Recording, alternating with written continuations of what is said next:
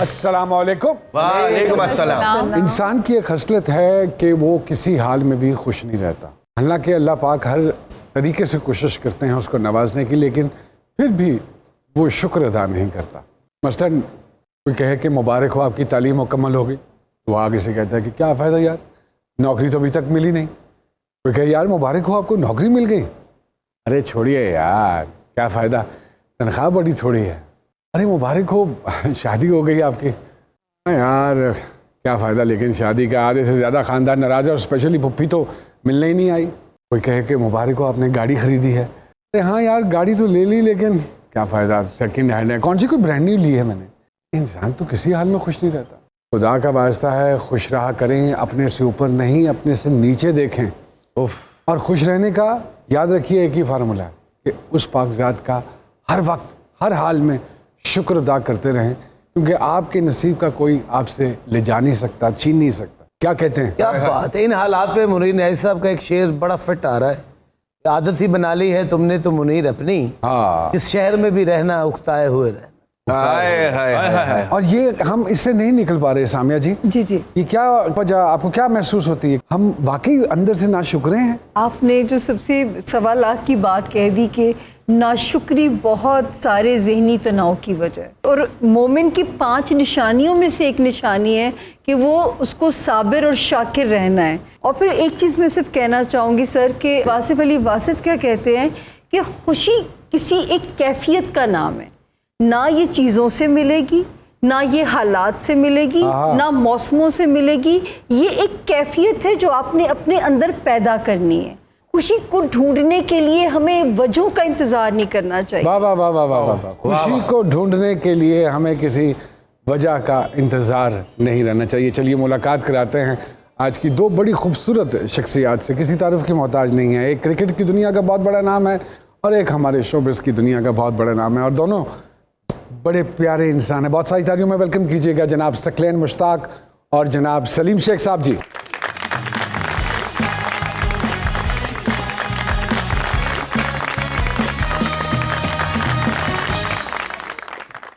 सबसे पहले तो सर अस्सलाम वालेकुम। वालेकुम सलाम। और क्या ये बाहर डिसाइड करके आए थे कि दोनों ही काले कपड़े पहन कर आएंगे? वाकई और तीनों देखिए, इसका मतलब ये है कि हम तीनों के दिल काफी जुड़े हुए हैं। हाँ। अल्लाह का, लेकिन काले नहीं है। कुछ कह नहीं। सकलैन भाई thank you very much. Salim साहब बहुत बहुत मेहरबानी। मुझे मालूम है दोनों बहुत मसरूफ़ रहते हैं, फैसलाबाद से भी आए हैं और आप पीसीबी में आजकल बहुत इम्पोर्टेंट पोस्ट पे हैं और मसरूफियत ज़्यादा है। कैसी गुजर रही है ज़िंदगी सरकार? लाइफ इज गोइंग वेल, मजा आ रहा है, एंजॉय कर रहे हैं। लाहौर वापस आ गए। कैसा लग रहा है लाहौर वापस आके? बड़े अरसे के बाद। मैं 97 में चला गया था इंग्लैंड, फिर उसके बाद अभी तकरीबन 1 साल हुआ है। 19 साल आप रहे हैं तकरीबन बाहर रहा और फिर तो पाकिस्तान की याद इस दरमियान बिल्कुल नहीं सताई? आता था, थोड़ी देर के लिए चला जाता। अच्छा, तो क्या वजह ऐसी हुई कि उधर ही परमानेंट डेट डाल लिए? वाइफ खींच के ले गई। वाइफ या लाइफ? दोनों कह सकते हैं। अच्छा, फिर ये है कि कुछ इंजरीज ऐसी हो गई थी कि उसका इलाज यहाँ पे नहीं था। मेरे दोनों घुटनों की जो है वो सर्जरीज हुई और मेजर सर्जरीज हुई, और मैं तकरीबन 8-9 महीने बैसाखियों पे रहा।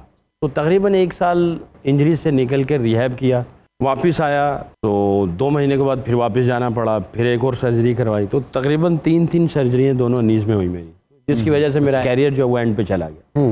फिर वहाँ पे काउंटी सरे और ससेक्स से खेलता था, तो उन्होंने बड़े अच्छे तरीके से मैनेज किया। तो उन्होंने मुझे 4-5 साल में काउंटी कैरी ऑन किया। पाकिस्तान नहीं खेल पाया मगर काउंटी खेला। ओके। तो लाहौर वापस आया हूँ, बहुत ही एक्साइटेड भी हूँ। लाहौर देख के काफ़ी चेंज हो गया लाहौर। और इस दफ़ा फैमिली के साथ आए? फैमिली के साथ। And now you are here for good? For good at the moment. अच्छा, okay, at the moment. Sheikh sahab, how is life? शुक्र अल्हम्दुलिल्लाह, गुजर रही है बहुत अच्छी। पहले भी बहुत अच्छी थी, करम है अल्लाह। क्योंकि अभी हम इंट्रो में भी यही बोल रहे थे कि इंसान जो है ना वो कभी किसी हाल में खुश नहीं रहता। वो जो एक शुक्र अल्हम्दुलिल्लाह वाला एक एलिमेंट है ना, वो मुझे कई दफ़ा ऐसे लगता है कि हम सिर्फ बोलते हैं, we don't mean it from inside. Is it true? It is, and it's very important what we are saying and what we are believing. शुक्र कह तो देते जुबान से, it's very easy. हाँ। मगर दिल उसकी तस्दीक कर दे, ये बहुत बड़ी बात है। हाँ। और मैं तो अक्सर ये सुनता हूँ कि सब्र और शुक्र ये 2 हालात हैं जिसमें इंसान हर वक्त रहता है, तीसरी कोई हालत नहीं है। तो इन दोनों हालतों को सीखना, समझना और अपनी ज़िंदगी के ऊपर इम्प्लीमेंट करना बहुत बड़ी बात है। बहुत इम्पोर्टेंट। और सर पाकिस्तान में रहना है तो सब्र शुक्र ये तो लाजमी करना है, इसके बगैर फिर आप रह नहीं सकते, बीमार हो जाएंगे। आप कहीं पे भी रहें आपको सब्र नहीं, शुक्र लेकिन करना पाकिस्तान पड़ेगा। में ज़्यादा सर हमने सब्र भी करना है और शुक्र भी इसी में करना है। बात बहुत गहरी कर दी इनसे आप। पूछा किसने खुशियां क्या होती है, कह रहे पता नहीं, एक तो मैं पाकिस्तान में पैदा हुआ और दूसरा मैं शादीशुदा हूँ। सबर शुक्र बड़ा ज़रूरी है। शादी अगर हो जाए तो ज़्यादा करना पड़ता है, पहले शुक्र करना पड़ता है, फिर सब्र करना पड़ता है। तो सर शादीशुदा आप लोग हैं माशाल्लाह, तो आप लोगों की लाइफ कैसी है? शादी से पहले कैसी थी, शादी के बाद कैसी? देखें, अब वो उनकी बात को मैं आगे लेके जाऊंगा कि शादी के बाद सब्र और शुक्र की हकीकत पता चल गई। अच्छा सर, ये बात सच है कि जिन लोगों की बीवियां घर में बहुत शोर करती है, उनके शोर सुकून के लिए बीमारी का बहाना करके कुछ दिन हॉस्पिटल में एडमिट हो जाते हैं? घर से बड़ा कोई हॉस्पिटल हो सकता है? हमारे एक खिलाड़ी हैं, वो ये कहते हैं कि हम लोग गलत समझे हैं, बेगम गम, बेगम। I agree. इनको गम नहीं मिल सकता, मिलेगा आपको ही। हर वाहिद हॉस्पिटल आपको डोज की जरूरत ना भी हो तो मिलती है। अच्छा वैसे सकलत भाई, आपको तो आपकी वाइफ से ज़्यादा मोइन भाई ने आवाज़ें दी हैं। तो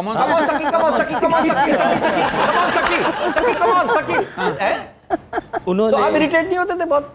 उन्होंने जो आवाजें दी कोरों को छोर आवाज अंदर आ।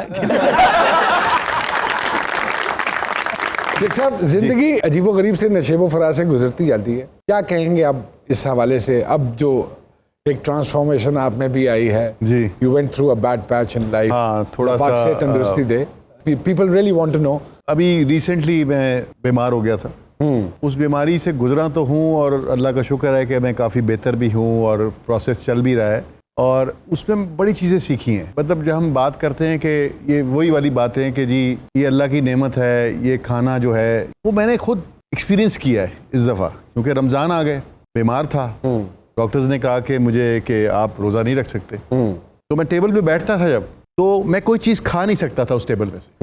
तो उस वक्त मुझे वाकई एहसास हुआ कि सारी चीज़ें, मैं उनको बच्चों को मैंने बताया, मैंने कहा बेटा ये जो सारी चीज़ें हैं ना, ये अल्लाह की नेमतें हैं। वाह वाह वाह। ठीक है, और शायद उनको उस तरह से समझ ना आया हो मेरी बात, लेकिन मैं समझ गया कि ये वाकई अल्लाह की नेमतें हैं कि अगर मैं कोई चीज़ उठा के खा लूँ, ये बहुत बड़ी नेमत है, और वो नहीं खा सकता, मेरे सामने पड़ी है वो नेमत।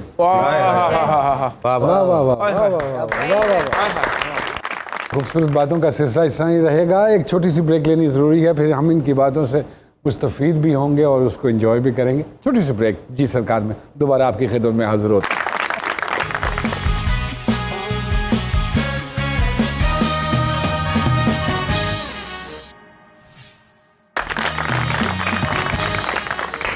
एक मरतबा फिर से कहते हैं खुशामदीद आप सबको जी सरकार में। शेख साहब, मुतमईन हैं मौजूदा हालात से जो शोबिस के हैं इस वक्त? काफ़ी चीज़ों पे काम हो रहा है, हम रॉयल्टीज़ पे भी काम कर रहे हैं, हम कॉन्ट्रैक्ट्स के ऊपर भी काम कर रहे हैं, एक्टर्स की भी एक एसोसिएशन मुतहरिक हो रही है, प्रोड्यूसर्स का भी कुछ मुतालबात हैं। What do you think about it? काम तो बहुत हो रहा है, because you are a producer yourself जी जी एज जी, वेल, बिल्कुल, और काम तो actor बहुत हो हैं। रहा है, लेकिन इम्प्लीमेंट जो है ना वो मेरा ख्याल है कि कभी हुआ नहीं। इस अच्छा। तरह से मैं देखता हूँ कि एसोसिएशंस बहुत हैं, लेकिन फ़ायदा तब है जब उनकी सुनी जाए। हाँ, तो ये चीज़ अगर पाकिस्तान में हो जाए, अल्लाह करे, काम तो बहुत हो रहा है, लेकिन अगर ऐसी चीज़ है, अगर कोई प्रोड्यूसर है उसके अगर कहीं पेमेंट्स फंसी हुई हैं या कुछ चीज़ें हैं, वो अगर निकल जाएं, वो चीज़ें इस तरह से हो जाएं, तो मैं तो समझता हूँ इससे ज़्यादा खुशी की क्या बात हो सकती है। सर मुतमईन है जो अभी क्रिकेट टीम है, अगर मैं आपसे ये कहूँ कि मुझे 11 प्लेयर्स दें अपने तजुर्बे की रोशनी में, और T20 का वर्ल्ड कप आ रहा है, तो क्या 11 नाम देंगे?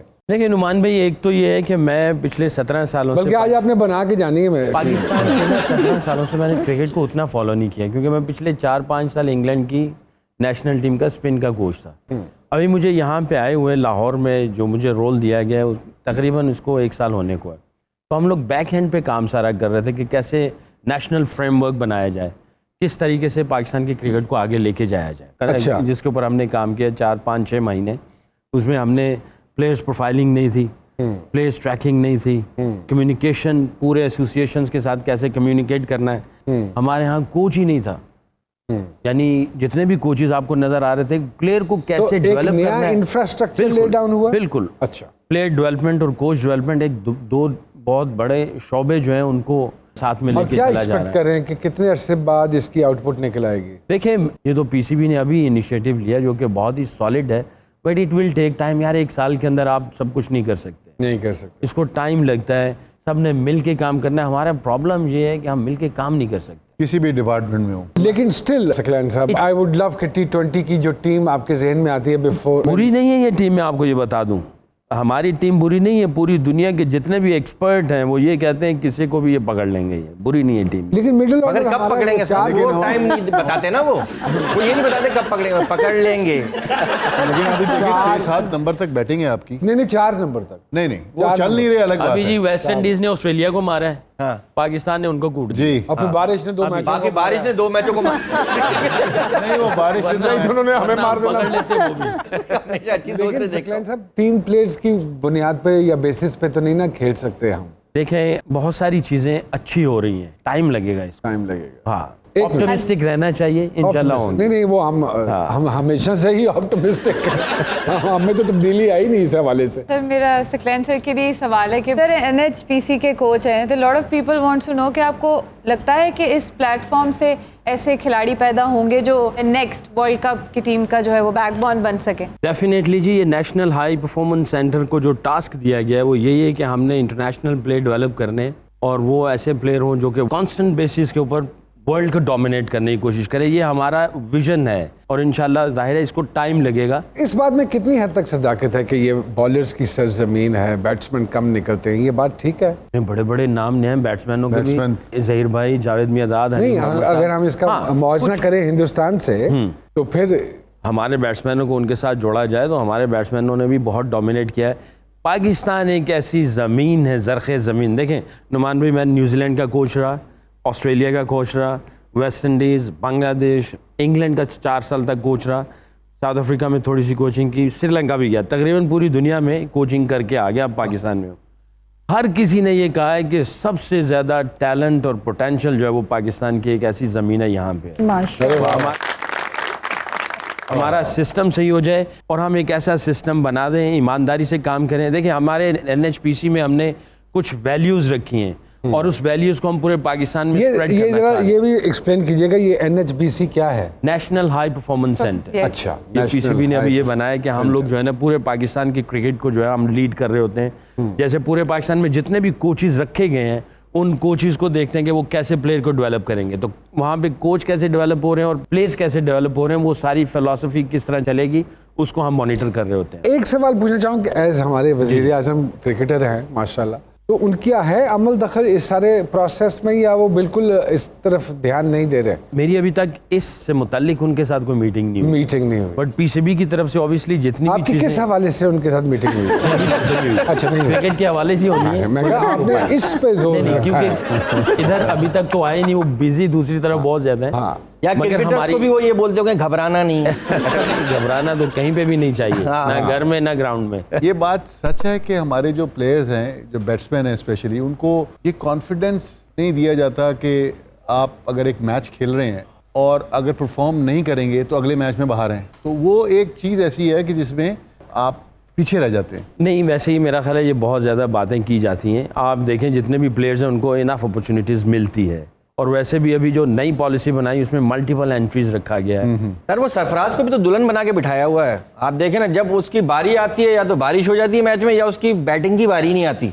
लेकिन उसने आपको चैंपियंस ट्रॉफी जिताई। नहीं वो जितवाए, वो मैं इसीलिए कह रहा हूँ कि अभी क्यों दुल्हन इस बना के वक्त जो बिठाया? है ना एज ए प्लेयर सरफराज के ऊपर जो टाइम चल रहा है, मैं ये समझता हूँ उसकी ज़िंदगी का सबसे टफ टाइम है। बिल्कुल बिल्कुल कैप्टन रहा, चैंपियनशिप जीता, सब कुछ उसके कदमों तले था, वैसे ही है। और अब जो है वो बाहर बैठा हुआ है, पानी पिला रहा है। उस एक खिलाड़ी के लिए जिसने लीड फ्रॉम द फ्रंट किया हो और वो बिल्कुल पीछे आ जाए, उसके लिए बहुत मुश्किल काम मैंने होता है। दुनिया नहीं जन्नत तो बना रहा है पानी पिला के। इशक साहब, वेब और टेलीविजन में फर्क, you think the method is the same? Writing का, एक्टिंग का, नहीं, डायरेक्शन फर्क का? है, फर्क है। थोड़ा सा ज्यादा फोकस करके काम हो रहा है वेब पे, क्योंकि कंपटीशन बहुत हेल्दी है। हाँ, बहुत ज्यादा बट वी है। Are not in competition with anybody, क्योंकि इंटरनेशनली जो 2 बड़े प्लेटफॉर्म्स हैं वो हमारे साथ काम नहीं करते। नहीं करते, बिल्कुल। उसकी क्या वजह है? उसकी वजह शायद ऐसा नहीं है कि पाकिस्तान में काम नहीं हो सकता। हाँ, अगर हम पे वो करें, ट्रस्ट करें और काम दें पाकिस्तान, बात ट्रस्ट की है। हम भी पूरा इंसाफ करें हाँ, कि हम जो वो काम मांग रहे हैं वो पूरा का पूरा वैसे ही दे, जो वो फॉर्मेट मांग रहे हैं, फॉर्मेट जिस मांग रहे हैं उस format पे पे। हम, क्योंकि हमारे यहाँ ये होता है कि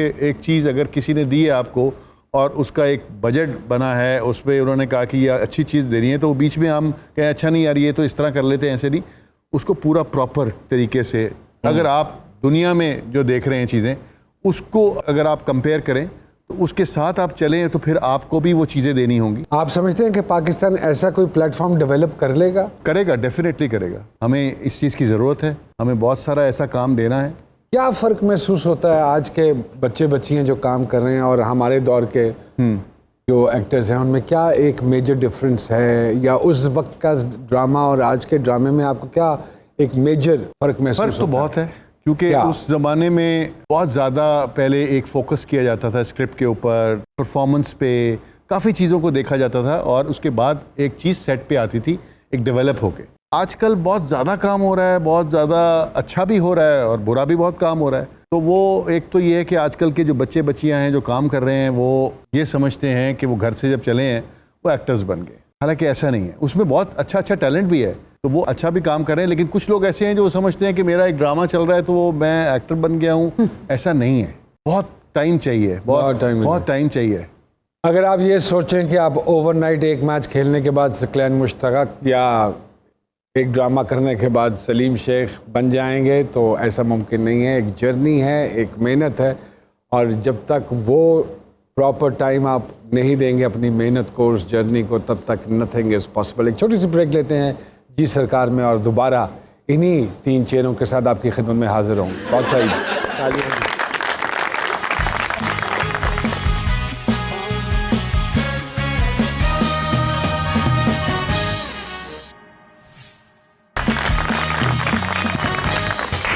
एक मरतबा फिर से कहते हैं खुशामदीद आप सबको जी सरकार में। सकलैन मुश्ताक साहब, सलीम शेख साहब, मेरे पास एक सवाल जी, है जी, कि आप प्लीज़, इजाज़त फातिमा दो जी, प्लीज़। सकलैन साहब के लिए कि आप दूसरा डिलीवरी के बानी हैं और इनके बाद सैयद अजमल साहब में ये गुण था, तो ऐसा हुनर आप मौजूदा दौर की जो क्रिकेट में है आप किसको सिखाना चाहेंगे ऐसी डिलीवरी? पहले तो मैं बताऊं कि ये कैसे ईजाद हुई। अच्छा, मैं पतला था, सूखा था, छोटा सा कद, तो मैंने कहा यार इमरान खान की तरह तो गेंद नहीं कर सकता मैं, तो मैंने स्पिन शुरू कर दी। बिल्कुल ठीक बात। तो मेरी वालदा फरमाया करती थी बेटा दुआ किया करो, 24 घंटों में कोई एक ऐसी घड़ी होती है जब दुआ कबूल हो जाए। वाह वाह, बिल्कुल सही वाह बात। वाह वाह वाह। वो ऐसी पल्ले बांधी कि मैं खेलते उठते जागते, रात को अगर उठ भी जाता था तो मैं सजदे में जाके कहता था या अल्लाह मुझे कोई ऐसी चीज़ दे दे जो दुनिया में किसी के पास ना हो बॉलिंग में। सुभान अल्लाह। तो टेबल टेनिस के साथ हम छत पे खेलते थे और मुख्तलिफ किस्म के एक्सपेरिमेंट में करता रहता था, और नीयत ये थी, दुआ ये थी कि या अल्लाह कुछ चीज़ दे दे। अनयूजुअल। वहाँ करते करते करते जनाब वो गेंद जो है वो दूसरी तरफ टर्न हो गया। दूसरा का मतलब है कि अदर वे। तो नाम इसको मोइन खान ने दिया। जब मैं टीम में आया तो जैसे आपने कहा सैकी और ये रो, तो मोइन खान कहता था जब south Africa, England, Australia, New Zealand इनके साथ मैच होता था तो वो उर्दू पंजाबी में कहता था अजय दूसरा नहीं करना, जो मैं कहूँगा उदो करना है। अच्छा, वो माइक जब लग गया स्टंप में तो वो कमेंटेटर सुनते थे। दूसरा तो मोइन खान जब कहता था दूसरा कर, तो मैं करता था। तो वो जब वो डिलीवरी के ऊपर कुछ विकेटें मिली तो कमेंटेटर ने कहा यार ये कुछ कहता है, ये करता है, ये क्या चीज़ है। तो अपने एक्सेंट में उन्होंने कहना शुरू कर दिया दूसरा दूसरा। फिर वो दूसरा वहाँ से चल पड़ा। अच्छा, अब इसको सीखने के लिए मैं ये समझता हूँ कि एक तो यंग एज में सीखा जाए तो आहिस्ता आहिस्ता ऐसा मैकेनिज्म बन जाता है, क्योंकि इसके लिए राइट टेक्निक, राइट ग्रिप और राइट मसल्स को डेवलप करना और राइट टाइम पे, फिर एक टाइम लगता है। इट्स अ प्रोसेस, ओवरनाइट तो नहीं होने वाला। तो डेफिनेटली ये होगा, मेरी यही उम्मीद लेके आएंगे। सईद अजमल ने भी तो ये शुरू किया ना उसने, हाँ, लेकिन फिर जब उनका थोड़ा सा चेंज हुआ एक्शन, तो उसके बाद इज नोवेयर। उसकी एक तो एज भी थी, हाँ, दूसरा उसके मसल्स बन चुके हुए थे। और जब Okay. आप कोई नई चीज़ लेके आते हैं, आप नया एक्शन बनाते हैं, तो उसको भी कम से कम जो एक्शन का जो मैकेनिज्म बनता है उसको 5, 6, 8 महीने लगते हैं। फिर आपको कहीं ट्राई करना होता है, टेस्ट करना होता है। तो उसके पास टाइम इतना थोड़ा था कि उसने नया एक्शन बना लिया, बल्कि मैंने ही उसके साथ काम किया। टाइम थोड़ा था, एक्शन क्लियर हो गया, सारी चीज़ें क्लियर हो गई। तो मैंने उसको कहा सईद को, मैंने कहा सईद 5-6 महीनों के बाद एक्शन पूरा बनता है, मगर जैसे ही प्रेशर आता है फिर एक्शन फिर खड़क जाता है। तो आपको प्रेशर में जाके भी ट्राई करना है। बिल्कुल इट्स अ लॉन्ग स्टोरी, मगर उसका टाइम बिचारेगा। ये बिल्कुल ऐसे ही है ना कि अगर राइट एज पे वो आप आर्ट सीख लें। मैं पिछले रमज़ान कोविड के दौरान ना गर्मियों में, तो शानी हमारे हैं यहाँ पे ज़ीशान अली खान साहब, मैंने उनको कहा कि मैं यार तबला सीखना है। ਤੇ ਉਹਨਾਂ ਨੇ ਤਬਲੇ ਦੀ ਜੋੜੀ ਲਿਆਏ ਤੇ ਹੁਣ ਲਿਆ ਕੇ ਨਾ ਮੇਰੇ ਅੱਗੇ ਬਹਿ ਗਏ ਤੇ ਹੁਣ ਮੈਂ ਕਿਹਾ ਮੈਨੂੰ ਸਿਖਾਓ। ਕਹਿੰਦਾ ਭਾਜੀ ਜਿਸ ਉਮਰ 'ਚ ਤੁਸੀਂ ਹੈਗੇ ਹੋ ਲੋਕੀ ਛੱਡ ਦਿੰਦੇ ਨੇ ਤੁਸੀਂ सीखना शुरू किया। कहने का मकसद है कि 10 साल की, मुझे उन्होंने कहा जी 10 साल की उम्र में बल्कि उससे भी यंग बच्चे बजाना सीखते हैं। What is the right age to learn this craft? I think as soon as possible. जब आप एक पूरी ब्लैंक सीडी होती है ना, एक बच्चा 10-11 साल का, जब उसको passion for the game, love for the game आ जाता है और वो कुछ करना चाहता है, तो वहाँ पे उसकी जो लर्निंग है वो बहुत तेज़ होती है। तो 10-11 साल की उम्र में अगर कोई बच्चा आ जाए और 16-17-18 साल के अंदर ये 7-8 साल ऐसे होते हैं, लगा ले, बस उसके बाद फिर वो but again you need the right coaching. हाँ, राइट कोच। फिर उसके बाद वो बंदा ढूंढे जो उसे टीम में लेके जाएगा। आप कुछ कह रही थी? इनका एक मैच जो इंडिया में हुआ था और सीरीज 2 टेस्ट मैचेस की हुई थी और इन्होंने 20 विकेट्स ली थी। हाँ जी, एक वो एक चेन्नई वाले मैच बहुत में ना? यादगार मैच जो है। भाई वाह।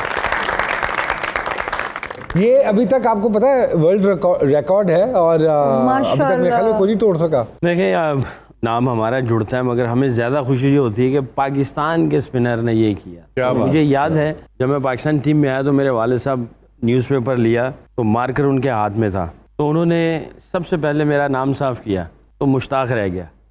तुम ये कैसा तुम्हें लग रहा है? मुझे बहुत खुशी हो रही है कि आपका नाम साथ में जुड़ा हुआ है। उन्होंने मुश्ताक को भी साफ कर दिया, फिर पाकिस्तान रह गया। कहने अब कैसे लग रहा है? मैंने कहा ये तो बहुत बड़ी बात है कि पाकिस्तान का नाम साथ में। कहते तेरा और मेरा नाम खत्म हो जाएगा मगर पाकिस्तान का नाम रहेगा। अरे वाह, ग्रेट ऑनर फॉर मी कि मेरा पाकिस्तान के साथ नाम जुड़ता है। चाहे कहीं भी परफॉर्मेंस हो, हमारे लिए ये ज़्यादा ऑनर की बात होती है कि पाकिस्तान के साथ नाम जुड़ा हो। अरे वाह जी वाह, वाह जी वाह। सरकार, हमारे पास एक हमारे डाकिया भाई हैं, वो किसी न किसी का पैगाम लेकर आते हैं और हमारी कोशिश होती है कि हमारे प्रोग्राम की वसादत से वो जहाँ पहुँचना है वहाँ पहुँच जाए। अगर आपकी इजाज़त हो तो मैं जी। आइए सरकार, तशरीफ लाइए जी। बहुत सारी तालियां जी हमारे डाकिया भाई के लिए। कैसी तबीयत? तो आज किसका पैगाम लाए सरकार? आज जो पैगाम है वो एक बुढ़े दरख्त का पैगाम है। ओए होए जी, बिस्मिल्लाह करें। तो सरकार वो कहता है जी कि वरियां तो खड़ा इत्थे छां पिया वंडना, किसे कोलों रोटी छोटी पानी नहीं मैं मंगना, ते घड़ियां मैं दुख सुख दियां इत्थे कड्डियां, यादां ने हजार मेरी जड़ां विच दबियां, गहरी बात। ते मेरे थल्ले प्यार दियां पींघां कई पाइयां ने, निक्के निक्के बच्चियां ने कीतियां पढ़ाइयां ने। कीतियां पढ़ाइयां ने, मैं क्या कीतियां बुराइयां ने। ते तप दी दुपहरां विच सुख कई ले आए, मेरे उत्ते चढ़ के कोई लुकिया भी रहा है, ते हेठ मेरे बह के लोकी फैसले निबेड़दे, ते बुढ़े मेरी छां थले ताश रेंदे खेड़दे, ते रब सोने दिता मैनू रंग जेड़ा हरा है, ये सारे ही रंगां विचों रंग इहो खरा है।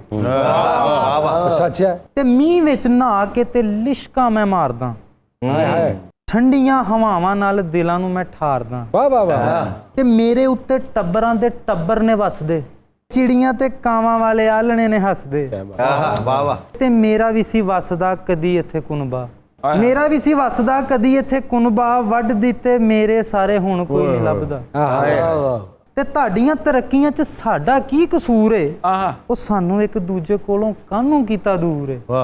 ਕੀਤਾ ਦੂਰ। ਮੈਂ ਵੀ ਕਿਸੇ ਹੱਥਾਂ ਦਾ ਲਾਇਆ ਹੋਇਆ ਬੂਟਾ ਵਾਂ, ਵਿੱਚੋਂ ਟੁੱਟ ਗਿਆ ਵਾਂ ਉਤੋਂ ਭਾਵਾਂ ਸਬੂਤਾਂ ਵਾਂ, हाय हाय, ਤੇ ਸਾਡੇ ਸਿਰ ਉੱਤੇ ਤੁਸੀਂ ਸਾਹ ਲਈ ਜਾਂਦੇ ਹੋ, बिल्कुल ऐसे ही है। ਉਹ ਸਾਡੇ ਸਿਰ ਉੱਤੇ ਤੁਸੀਂ ਸਾਹ ਲਈ ਜਾਂਦੇ ਹੋ, ਹੋਸ਼ ਕਰੋ ਆਪਣੇ ਹੀ ਸਾਹ ਪੇ ਮੁਕਾਂਦੇ ਹੋ। क्या बात। ਤੇ ਅਸੀਂ ਜੇ ਨਾ ਹੋਈਏ ਤੁਸੀਂ ਪਲ ਵੀ ਨਹੀਂ ਕੱਢਣਾ, ਗੱਡੀਆਂ ਤੇ ਬਿਲਡਿੰਗਾਂ 'ਚ ਸਾਹ ਤੁਹਾਡਾ ਘੁੱਟਣਾ, ऐसे ही है, समझ जाए तो। ਤੇ ਸਾਨੂੰ ਵੀ ਕੋਈ ਸੁੱਖ ਦਾ ਸਾਹ ਹੁਣ ਲੈਣ ਦਿਓ, ਵਾਸਤਾ ਇਹ ਜੱਗ ਸਾਰਾ ਹਰਾ ਭਰਾ ਰਹਿਣ ਦਿਓ। बहुत अच्छी बात है। तकलाइन मुश्ताक साहब और सलीम शेख साहब हमारे साथ मौजूद हैं। एक नन्ही मुन्नी सी ब्रेक और उस ब्रेक के बाद दोबारा आपके सामने होंगे।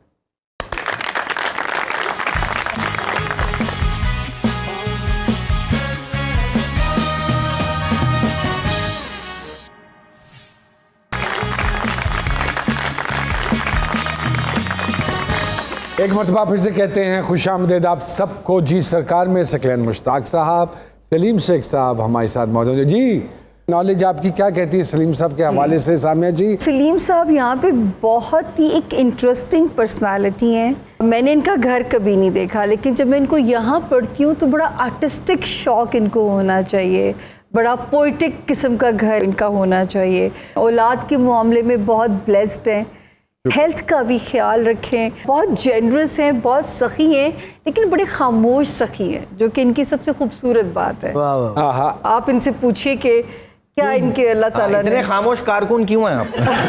हाँ, वाह वाह, मेरा ख्याल है होना ही ऐसा चाहिए होना ही ऐसा कि अगर किसी के लिए कोई फ़ायदा सोच रहे हैं, किसी का काम कर रहे हैं आप, तो वो आपके और अल्लाह के दरमियान होना चाहिए। क्या बात। जहाँ तक बात है पोइटिक की और घर के, क्या गजल पे सोते हैं, नज़म से दान क्या करते हैं? ऐसा कुछ नहीं है, ऐसा कुछ नहीं है, लेकिन ये है कि थोड़ा सा घर के मामले में मैं बिल्कुल थोड़ा सा उसको डिकोर करने में इंटरेस्ट लेता हूँ। You have interest, I know. और एक मुझे इनकी बेगम को मैं मैसेज देना चाहती हूँ कि इतना अच्छा हस्बैंड, इतना प्यारा बाप, ना शक करिए लेकिन कर। कभी कभी क्यों इनको वो मिस्टीरियस लगते हैं, मैं वही कहने लगा ना। कोई शिकवा रहता है कि क्योंकि अच्छी हालांकि चीज़ नहीं स्लीम एक्सप्रेसिव नहीं है, बड़े इंट्रोवर्टेड से हैं, शायद इस वजह से बेचारे उनको मिस्टीरियस लगते हैं। आप बताएं सलीम कि सचमुच ऐसा ये खोचल है? नहीं, मैं कोचल नहीं हूँ लेकिन ये है कि उसको भी ऐसा उस तरह नहीं लगता, कभी शक नहीं किया उस तरह से कि अच्छा किस शूट पे जा रहे हो, कौन लड़की साथ है, कभी नहीं। हाँ, वैसे कोई जहन में कोई बात आ सकती है, इंसान है कभी भी। और आप भी सर अच्छे आर्टिस्ट हैं, आपने शक होने भी नहीं दिया। और ये क्योंकि मैं जितना सलीम साहब के हवाले से जानता हूँ, एक स्कैंडललेस कोई चीज़ इन्होंने बड़े शेख साहब से इनहेरिट नहीं की, माशाल्लाह। इस स्टाइल से किया। सर हमारे एक सिंगर है, रोज मेरे साथ सुनील का मेरे फोन कर अपनी बीवी का, आज मैं फलाना खातून के साथ खाने पे जा रहा हूँ, आज मैं फलाना खातून के साथ डेट पे जा रहा हूँ। मैंने कहा अब यहाँ से तो फोन करें, किसी दिन वहां से फोन ना आ जाए। बड़े अच्छे सिंगर है हमारे। शेख साहब, छोटे छोटे सवाल करूंगा आपसे। आजकल का कोई पॉपुलर ट्रेंड जो आपको बिल्कुल पसंद नहीं? टिकटॉक नहीं पसंद आपको? नई जनरेशन बहुत खराब हो रही। कोई डिश ऐसी जिसे कभी भी आप मना नहीं कर सकते? दाल चावल। अच्छा, क्या बात। कभी भी नहीं। ओए होए। 7 दिन खुआओ। कौन सी वाली दाल? काले मसर। सर, आपका कोई किरदार जो अंडररेटेड रहा हो, जिसमें आपने वाकई ज़रूरत से ज़्यादा मेहनत की हो? एक ड्रामा था रानी, उसमें मैंने बहुत मेहनत की, एक कैरेक्टर बनाया उसको, तो वो थोड़ा सा मैं समझता हूँ कि उस तरह से अंडररेटेड रहा है। ओके। ऑपोजिट जेंडर में सबसे पहले क्या चीज़ नोट करते हैं to do the analysis of the personality? हाथ पैर के नेल्स और उसकी जूती। कि कितनी जोर से पड़ेगी? हाँ, वेरी गुड, वेरी गुड। वो बाद में कभी सिनेमा जाकर अपनी फिल्म देखी लोगों से छुपकर? बहुत दफा। एक फिल्म थी चीफ साहब, तो उसका एक गाना था रात सुनो नशीली। सुनो सुनो और रात नशीली। मेरा तुम पे दिल आ गया, फिर कहना। देखो याद है। तो वो गाना एक बहुत हिट हुआ था, रात नशीली। लोग उसको दोबारा से चलाते थे उस वक्त, क्योंकि रोल नहीं होता था, नेगेटिव दोबारा से एक लूप बना के दिया था उनको। तो हम ये देखने गए थे कि वो एक बॉक्स में बैठ के देखा कि क्या रिएक्शन है लोगों का। तो लोग उछल के डांस कर रहे हैं। आजकल ऐसा नहीं होता। नहीं होता सर। वो पहले अब सोफिस्टिकेटेड लोग जाते हैं शायद। नहीं, ऐसा नहीं है। नहीं, अब जो लोग फिल्म देखने जाते हैं वो ऑलरेडी घर डांस करके या वापिस आके करते हैं। फिर कभी पुरानी मोहब्बत सामने आ जाए तो क्या रद्द अमल होगा? ये आपसे सवाल है। नहीं, आपसे वो तो बड़े शरीफ आदमी है। पुरानी अगर मोहब्बत सामने आ जाए तो उसको अच्छे तरीके से मिलेंगे। मिलना चाहिए। अगर आपको पुलिस पकड़ने आए तो कौन सा ऐसा मुमकिन जुर्म हो सकता है जो आपने किया हो? किसी को थप्पड़ ही मारूंगा गुस्से में। अच्छा। हाँ, गाड़ी चलाते हुए थोड़ा सा मुझे हो जाता है, क्योंकि अक्सर लोग। You should avoid that. अब आप सही चला रहे हो ना और सामने से कोई गलत आ रहा हो तो आप उसको यूं करें तो आपको कहते हैं, कहना हाँ। ये तो उसका बेहतरीन हाल है। वो इस तरह कहता है क्या, जाके मतलब उसके गले लगे, उसके कान में कहे कि भी ये क्या बदतमीजी। So Glenn, maybe before I go to my this small छोटे-छोटे सवाल questions, एक बात जरूर पूछना चाहूँगा with due respect, इतना ग्लैमर, इतनी फैन फॉलोइंग, इतना सब कुछ, this transformation, people always want to know कि ये कैसे ज़िंदगी में आ जाती है।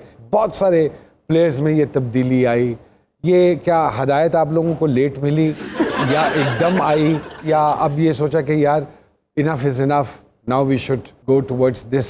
देखिए ये 8-10 साल क्या एक समझ लें कि एक स्पैन है। कुछ बातें कानों में पड़ती रहीं, ज़िंदगी की हकीकत क्या है, ज़िंदगी को समझने की कोशिश करो। तो 8-10 साल ये बातें चलती थी, सुनता था, निकल जाती थी, मगर प्रेशर था एक ज़िंदगी में, हर मैच का प्रेशर, परफॉर्मेंस का प्रेशर, फिर जनाब एक गोल सेट किए हुए थे, पैसा चाहिए, दौलत चाहिए, शोहरत चाहिए, हर बंदा ये चाहता है कि जनाब मेरा ही नाम हो, क्योंकि वो चीज़ों के पीछे भाग रहा था, जिसने मुझे सोचने में मजबूर किया। मैंने कहा यार ठीक है, बैलेंस रखना बहुत ज़रूरी है।